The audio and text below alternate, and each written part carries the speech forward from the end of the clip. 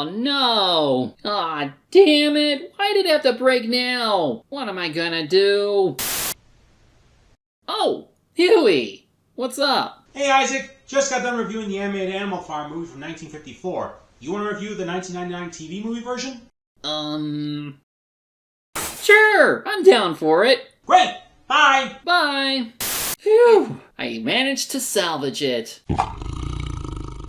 We'll do it next year. Anyway, we got work to do. Hey gang! Due to technical issues, we aren't doing Wizards. So instead, we're doing the 1999 film adaptation to Animal Farm.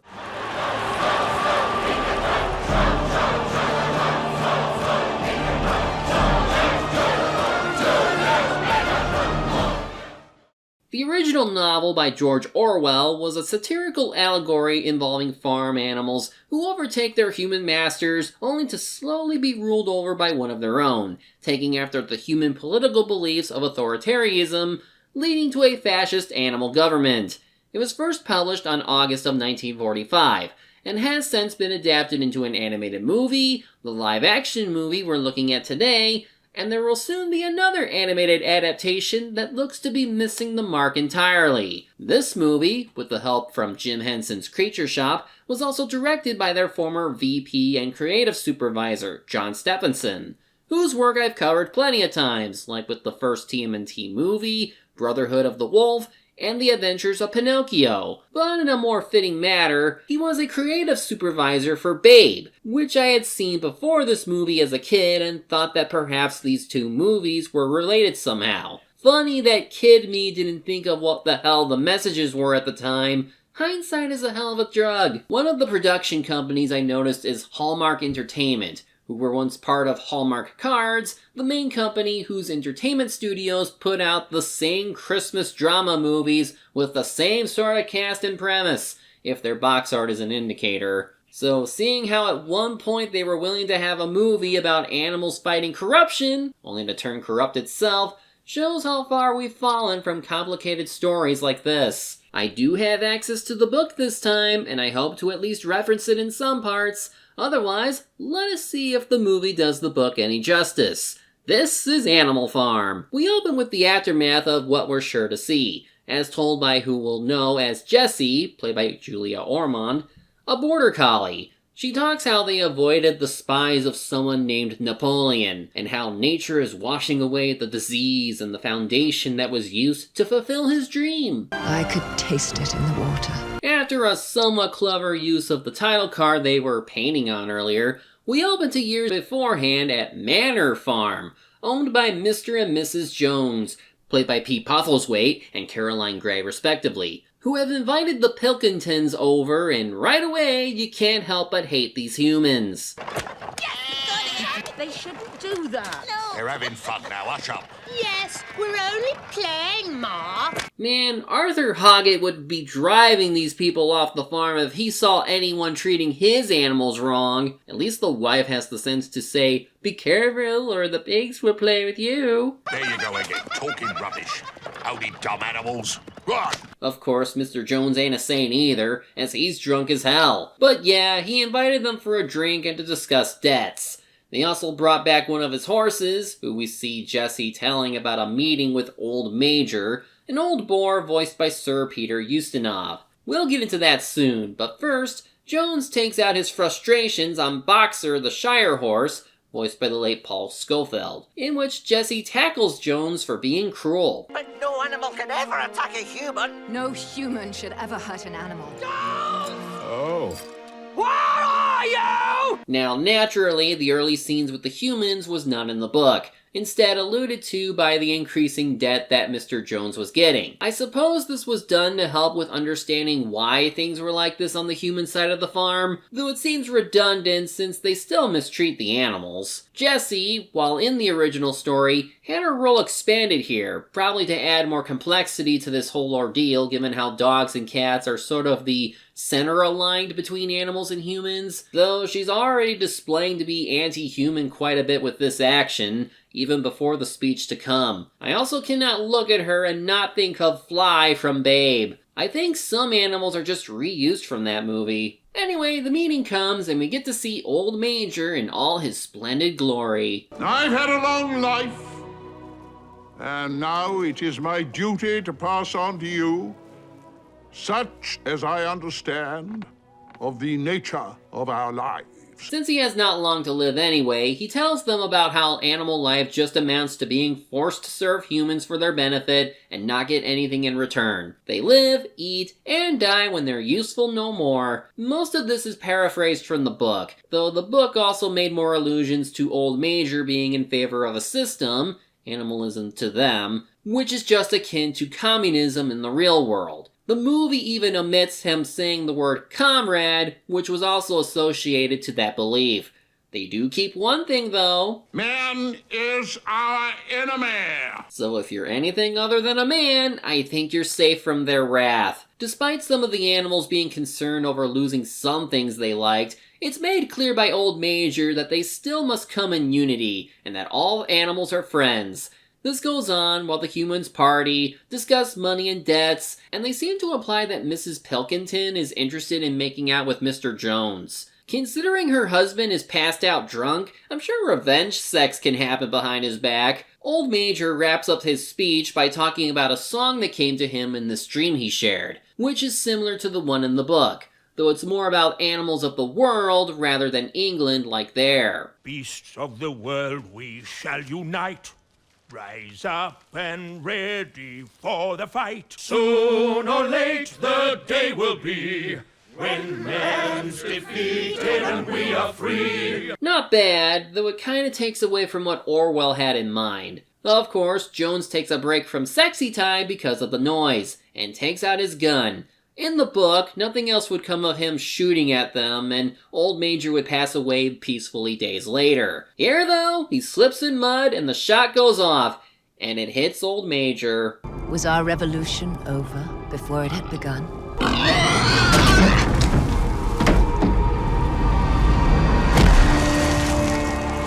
While he was buried in the book, here Mr. Jones took his body to be chopped up. The animals grieve, and we get some inspirational words from a pig named Snowball, voiced by Kelsey Grammer. There are no rewards after death. There is only the here and now. He's also supported by the alluded to Napoleon, voiced by Patrick Stewart of Star Trek and X-Men fame, meaning I have to wonder what the hell he does here. Them gathering and Jesse refusing to eat his meat make Jones drunk and confused, especially since he can't pay off his debts. He even goes out to drink instead of feeding the animals. Even when he gets home, he's like, I'll let him rot. His wife is right to chastise him. Molly, voiced by Julia Louis-Dreyfus, decides to break out and get food for themselves.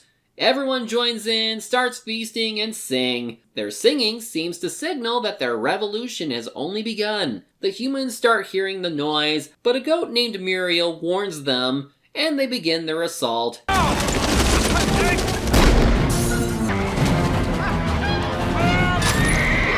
Mrs. Jones, the animals are revolting! For once I agree! The humans are driven off and we get this awesome image. Victory is ours! Viva la revolution! Of course, it looks like Napoleon is waiting to see what happens, alongside another pig named Squealer, voiced by Sir Ian Holm. Meanwhile, the Joneses tell Mr. P about what happened, and he's surprisingly taking it well, pretty much telling them the obvious message of needing to assert power over animals and so forth. Back over to the farm, Jesse expresses happiness for their new freedom, though they still have to learn how to do things without human aid, such as milking a cow. All right, now just hold still. Whoops. Oh, Lord. All right, I just need practice. I should also note that while the practical effects in this movie are great, their use of CGI has not aged very well. Just look at that. In any event, Snowball has renamed Manor Farm to Animal Farm. I guess it's because the pigs have taught themselves to read and write, which is explained in the book as them finding a children's book that got thrown out, and that's where they learned it. Also, Jessie's pregnant! I wonder who the father is. There's only so many dogs on this farm. Oh, but really, they're all the father. They leave her to do her thing, while Boxer joins the others in breaking into the house. They discover the magic that is TV, something that Napoleon is interested in using. Otherwise, they note how humans lived a life in luxury, using bodily materials from animals to eat and sleep with, and worst of all, finding all the mutilated corpses of their companions, including old Major's head.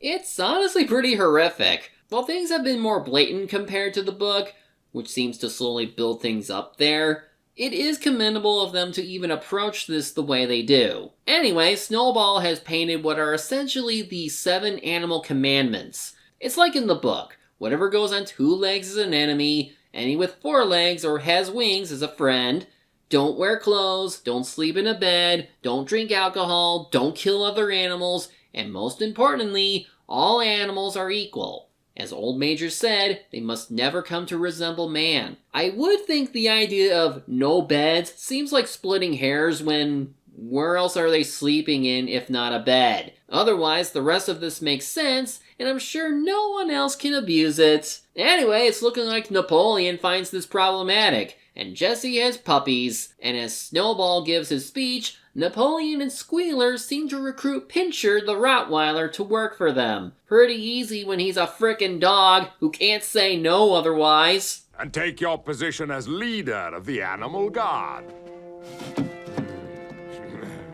Bring in the other dogs. Because dogs are very obedient. I wonder what allegory this is.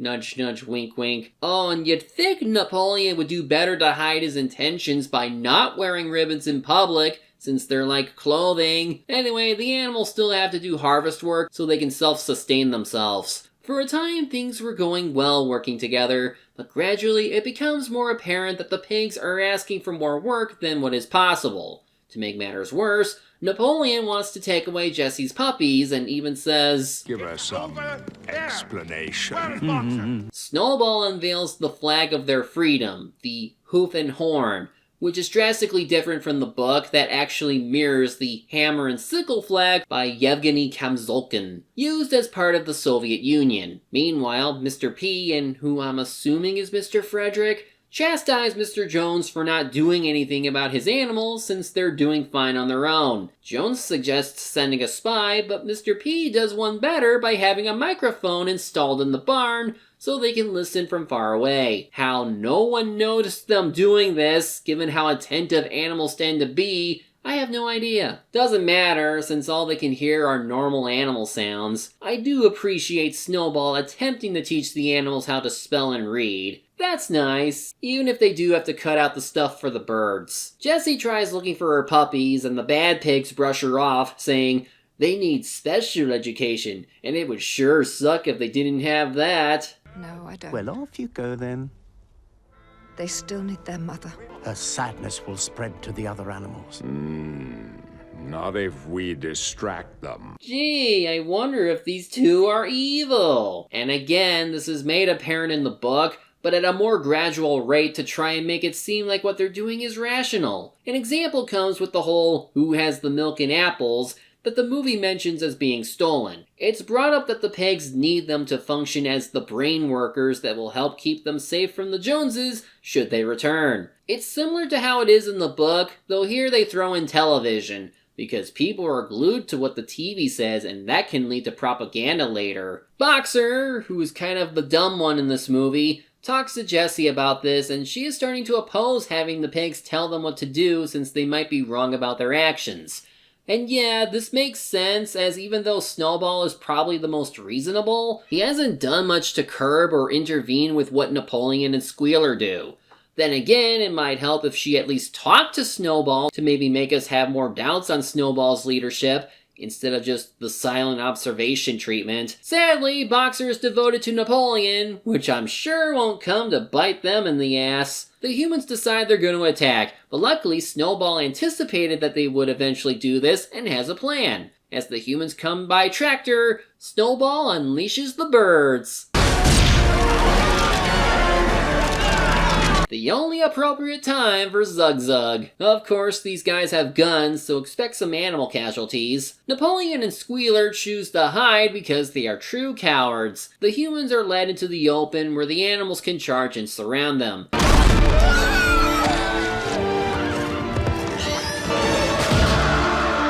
Boxer ends up kicking a man's head, killing him. The rest run away, and Mr. P seems to imply about joining them at some point. Otherwise, they check in on the dead guy. I've killed him. This is war. The only good human is a dead one. So, Ahab! Not as catchy. Besides, he's not dead, so a weight was lifted from Boxer. In the book, he actually did this to a young boy. He still lived, so I guess this was just to soften the impact on who it was that got kicked. Either way, Napoleon says they'll celebrate this day every October with a march with the flag and firing the gun left behind. Our farm is now truly Animal Farm. Napoleon, Napoleon, Napoleon! Taking credit for the work of others? If you were the orange pig instead of Squealer, I know exactly who to name you. Now, here's another major moment in the story that I think most people know. A debate is held over whether or not to build a windmill, which Snowball says would help immensely toward modernizing their farm, while Napoleon says they should only focus on feeding themselves and securing borders. The animals are all idiots who don't know how to think and just seem to accept both ideas when put to a vote. Snowball also mentions wanting to send pigeons out to other farms to spread what they did and inspire more revolutions, which happened earlier in the book. Either way, the windmill idea is meant to be based on the 5-year plans that the Soviet Union had at the time to create their Soviet economy, in which here it would cut down labor to 3 days a week, which I would think would be neat since no person is meant to work continuously without rest like they're some kind of machine. Of course, Napoleon doesn't like this, and after peeing on the plans, this happens. Puppies!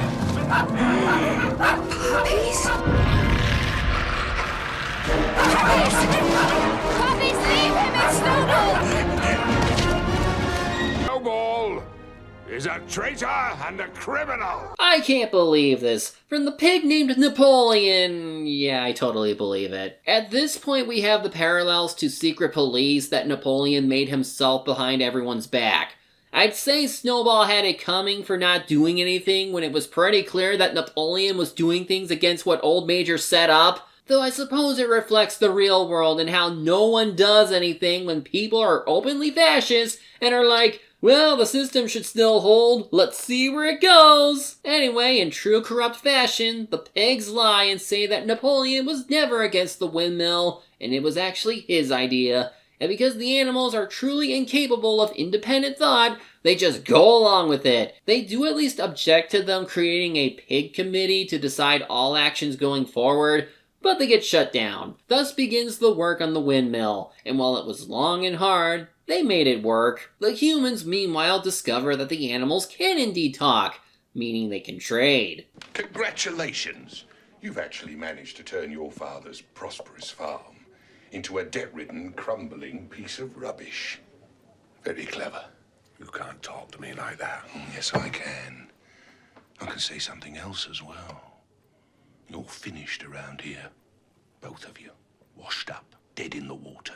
I mean, they haven't really done anything outside of participating in one battle. I know they had a little more to do in the book. Hell, the book version gave Mr. Jones a sorta pet raven named Moses, who acted mostly as a religious figure that Orwell considered as institutionalized religion, which Stalin used to bring back the Russian Orthodox Church. Earlier, we see what looks to be Moses, but he doesn't do anything. If anything, I think the movie expanded the Pilkingtons more as greedy business people willing to take advantage of those with little to no governing experience. Jessie notices someone in the house, and sure enough, the pigs are acting like men by wearing clothing and chuckling. Her puppies show up and don't listen to her commands, but they sure will for Squealer. She's fortunate that they buy into her not knowing anything, as spoilers, she does not live long in the book. Overnight, the pigs alter one of the commandments, but we won't really see what it is until later.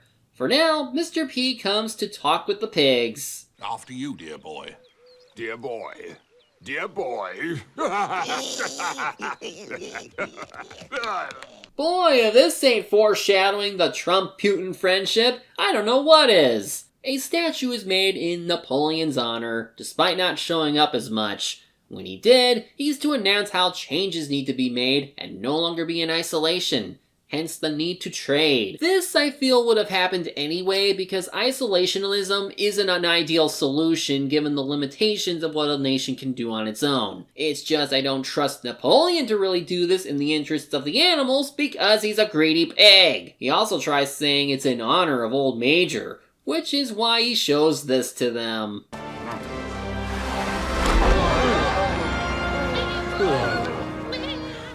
Only criminals would fear Old Major's presence. Defiling the corpse of their former leader in order to induce loyalty. Yep, this tracks. Mr. P tries to take advantage of Napoleon's self-absorbed nature by swearing he wanted nothing to do with that one invasion and even offers whiskey. As they go to trade, Jessie tries telling her friends about what she saw last night. Squealer overhears this and tries to justify it with the same sort of false rationale they had for the milk and apples. But now we throw in gaslighting as we see which commandment they altered. No animal shall sleep in a bed with sheets. You see, it's a commandment against sheets. Napoleon is always right. Exactly. This wouldn't happen if Kronos were here. He'd beat him with children's trading cards. That night, Mr. P gloats over what he's doing. The Joneses come and go, but having heard about the windmill, decide to blow it up if only to disrupt Mr. P's own personal gains. And even though they had to leave their wrecked van, which should prove that only they did it, Napoleon decides to blame someone else.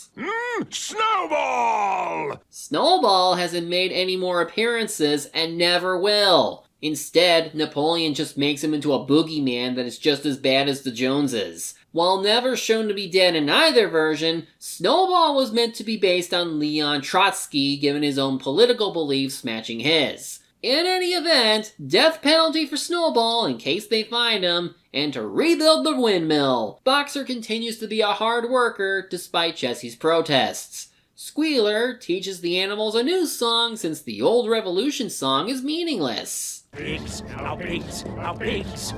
There is no beast that's braver. They will not ever waver. They face the fight for right. With might! When you strip away something that teaches people to stand up to tyranny, it makes them more compliant. Until they ask questions, so they have a solution to that too. More work for less to no food. Oh yes to our glorious leader. This is exactly what the Joneses did to them. And that doesn't even look like a windmill. It looks like what Homer Simpson did to his grill. Yeah, that's one fine looking windmill. Why doesn't mine look like that? Napoleon uses the Snowball excuse to justify why food shortages are happening, lies that Snowball has inside intel with someone, and that hens should give more eggs to market. Gotta appreciate the sacrifice! Man, this is sounding more and more like real-world events right now. The hens refuse to do it, so Napoleon says that all hens are criminals and must not be fed. Any animal seen giving food to a hen will be punished by death! Oh, and how are you gonna do that? At some point, the bigger animals can just retaliate on the dogs and you, and no amount of biting can stop it. Hell, Jessie could probably rally them since she's clearly meant to be our revolutionary for the movie, yet she doesn't get to do much outside of commentate on how things are getting worse. Speaking of, the pigs have done a late-night propaganda film with the camera, and show it to the animals that basically reflect the Moscow trials of the 1930s. It amounts to Napoleon establishing the commandment of no animal shall kill without cause. And because he can just say who is and who isn't guilty... Guilty! Guilty! Guilty! Which is just funny to see here because how do you hang them to begin with? They're rather small. I would think it'd be tricky to do this method of execution. Again, the movie is taking liberties by adding in how TV can enhance the propaganda, as Napoleon rewards himself for being such an awesome leader with fake praise from other animals. Time passes, Squealer alters another commandment, and is then followed with a tragic moment involving Boxer, who, being the hard worker that he is, accidentally breaks one of the wagons and gets injured in the process. Poor Boxer thinks he's done enough that he can retire at least, and since his health hasn't improved, he might be sent to the animal hospital. You're going to be fine. You're going to the hospital and they'll make you better. Come on, you must use all your strength together. All things considered, I do like how Jessie tries to be a good friend. Well, ready to see her emotionally scarred? As Boxer struggles to get inside a van, Jessie, along with a couple other animal characters, Benjamin and Muriel, both of whom had more to do in the book, discover the van mention a slaughterhouse and glue factory. They beg for him to get out, but he had seemingly given up. Clearly, Napoleon sold him off just to buy more whiskey. A truer representation of the working class under fascism. Work until you die, then you make the bosses more money. Jessie blames herself for not hiding Boxer when she could have, and through Benjamin's suggestion, she decides she must save as many animals as they can and leave the farm. Of course, that might be hard to do since they believe the propaganda of, oh, that van used to belong to the slaughterhouse, but it was used by the hospital people. Totes real, believe us. Jessie then goes to the house where the Pilkingtons are having a meal with the pigs. You're letting him drink all our whiskey. If you're not quiet, I'll stick you on the flagpole forever! In the book, a lot has changed about the farm by this point to where the pigs have effectively begun their transformation into becoming more human, even walking upright and wearing even more clothing. At most, the movie keeps the general speech Mr. P has regarding the lower classes in regards to animals, and most of all, what Napoleon has to say about Animal Farm. I have decided we should revert to our proper name of Manor Farm. To Manor Farm, then. It's also at this point in the book where the two sides start arguing over who cheated who at cards, and with how they were viewed by the animals outside, their image was starting to blend together to the point where they couldn't tell who was man and who was pig. The story more or less ends with the farm under complete fascist rule, and most of the main cast, including Jessie, Benjamin, and Muriel, all being dead before this moment. But we can't have that in this movie, so let's continue. Jessie and the animals find one more commandment change. All animals are equal, but some animals are more equal than others. And in the book, that was the only commandment written now. This is the sign that our heroes should leave, and they do grab some animals right as we get more propaganda, which includes a new version of their nation flag, and oh, I guess they do have Napoleon on 2 legs after all. Just no need for 4 legs good, 2 legs better chant though. Because birds don't get a plot in this movie. Animals, never again will we be threatened by our enemies. I decree that this farm will now devote itself to the making of weapons, to the building of walls, to the protection of ourselves and our way of life. The revolution is over. All animals are now free! Yes, free. That's why you want to build a wall to keep them from getting out. Some freedom. Our heroes wait at whatever hideout they have. I guess Napoleon never cared to look for them, and it would take many years before Napoleon's nation fell. A system built on fascism cannot sustain itself in the long run, and thus it will ultimately collapse on itself. Jessie wonders if anyone was still alive, but she has hope. All that was left was a memory and the pain of the poor creatures who had suffered. Well, I think Napoleon kept his promise to put Moses on a flagpole. Yeah, and it looks like the brainwashing wore off on her kids, so now they can live like normal dogs. Otherwise, new human owners are arriving. I guess they bought the farm somehow. And as the movie ends, Jessie says they won't let them make the same mistakes they did. We will rebuild the farm. And now at last we shall be free. So, happy ending, I guess. Sure as hell beats the downer of an ending from the book, am I right? In seriousness, they do at least show that these animals learned something from all this and can ensure it doesn't happen again. Even if they do intend to work with humans, it will be on their own terms that may even outshine what was started before. It's just that the book's ending is more open-ended on what may come after the rise of fascism on Animal Farm, and whether or not the remaining animals do anything about it. Still, while I could see this as being slightly more faithful to the book than the first attempt to adapt it, the changes they make sort of diminish whatever intentions Orwell had in highlighting the sort of events that occurred in Russia because communism bad and the like. I also feel like the movie was more blatant with how evil the villains were than in the book, whereas there it was like a gradual transformation from pig to man that was feared from the beginning. At the very least, there were plenty of good performances from both the human and animal cast, and the effects were decent for a TV movie, outside of the CGI use. I can at least say that this was a decent adaptation all around, and even if it isn't, well, I have a feeling it'll still be better than the upcoming adaptation that will butcher or even ignore the book entirely. I couldn't say much about the first adaptation without seeing it, so I'll just leave this version off by saying, 1999 movie fine, but book better. I'm the Media Hunter. Media is my prey, and reviewing them my way.